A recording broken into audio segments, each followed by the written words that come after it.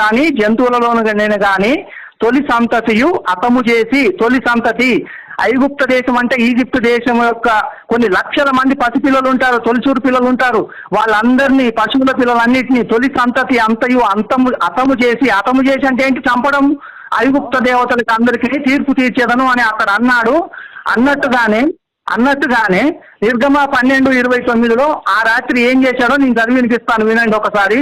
అర్ధరాత్రి వేళ జరిగిందేమనగా, సింహాసనం మీద కూర్చున్న ఫరో మొదలుకొని చెరసాలలో ఉన్న ఖైదీ యొక్క తొలిపిల్ల వరకు ఐగుప్త దేశం అందరి తొలిపిల్లలందరినీ, పశువుల తొలిపిల్లలన్నిటినీ యెహోవా హతము చేసెను.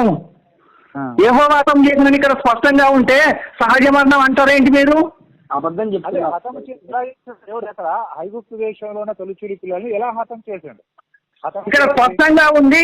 పసిపిల్లలు, ఇప్పుడు సెకండ్ క్లాస్ పిల్లల్ని అడిగినా జరిగితే యెహోవా చంపాడు అన్నట్టుగా ఉంటుంది. అక్కడ క్రూరంగా రక్తం మరక వేసి.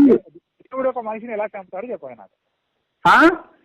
దేవుడు ఎలా చంపుతాడు మనిషిని అని చెప్పాను. ఓనాన్ని చంపలేదా? ఓనాన్ని చంపాడుగా, వదిన పూకులో వీర్యం వేయలేదని చెప్పి ఓనాన్ని చంపాడుగా. అది ఏనో ఎలా చంపాడు? హత్య తీసుకొని చంపాడా? ఎట్లా చంపితేంటి బాబు? ఎట్లా చంపితేంటి బ్రదరు? ఎట్లా చంపితేంటి బ్రదరు? చంపాడు. ఇక్కడ పశువుల పిల్లల్ని, మనుషుల పిల్లల్ని ఎందుకు చంపాడు రాత్రి? టాపిక్ డైవర్ట్ చేయద్దు, ఒక నిమిషం ఆగండి. టాపిక్ డైవర్ట్ చేయద్దు. ఇప్పుడు తెలియని వ్యక్తికి కదా అని చెప్పి నాకు అబద్ధం చెప్పారు. సహజ మరణం అని చెప్పి మీరు చెప్పారు కదా, అది ఎంతవరకు కరెక్ట్? అది తప్పు కదా.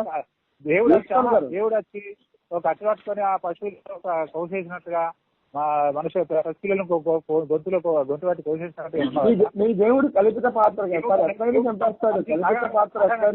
దేవుడు మనిషిని చంపాలంటే ఊపిరి తీసేస్తారు వాళ్ళు మనిషిలో నుంచి, జంతువులో నుంచి. మీ దేవుడు కల్పిత పాత్ర సార్, మీరు అర్థం చేసుకోండి. ఇప్పుడు కన్నా ఆలోచన. అయితే రాము గారు ఒక్క నిమిషం అండి. ఇక్కడ యెహోవా చంపలేదంటే ఖచ్చితంగా మోసే గారు చంపాడు.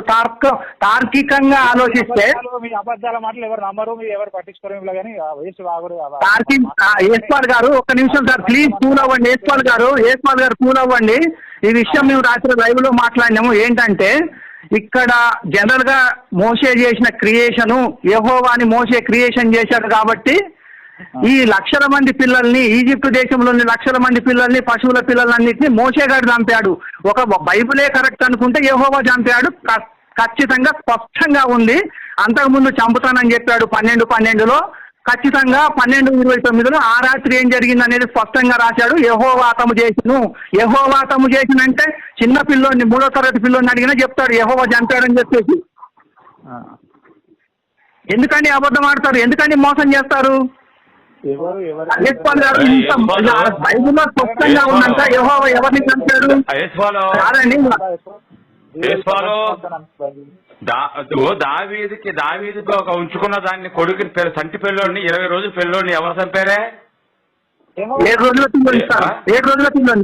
పిల్లోని ఎవరు చంపారయ్యా?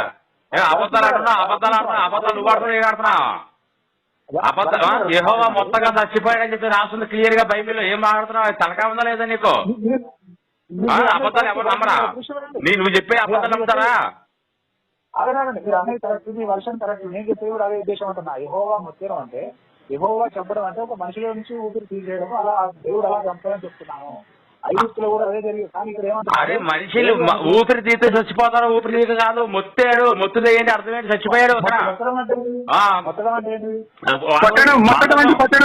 మందస్వామ పట్టుకుంటే పట్టుకున్నందుకు ఎందుకు చంపేశాడయా?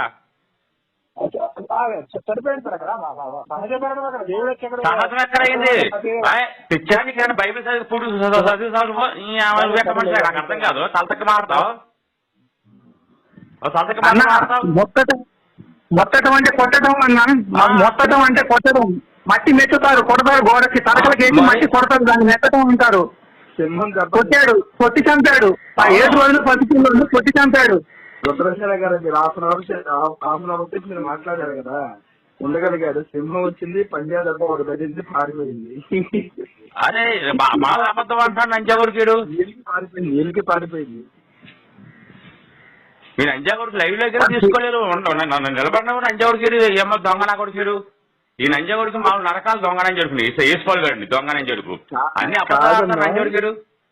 అదే అదే అదే ఇప్పుడు ఆయన పాపం క్లియర్ గా చదువుతున్నారు పాపం. ఆయన సహజ మరణం అంటే నారాజు తప్పు నువ్వు అలా కాదండి. సహజం అంటే ఏంటి? చెప్పినట్టు చెప్పి అడుగుతున్నారు ఆయన. ఇప్పుడు రోగాన్ని పడి లేకపోతే ఏ యాక్సిడెంట్ లో అయితే అకస్మాత్ మరణం అంటారు, రోగాన్ని పడి చచ్చిపోతే సహజ మరణం అంటారు, ఎవరన్నా చంపితే హత్య అంటారు, ఆడికాడ చచ్చిపోతే ఆత్మహత్య అంటారు. ఇది డిఫరెన్స్ తెలియదు ఆ కొడుకిరికి.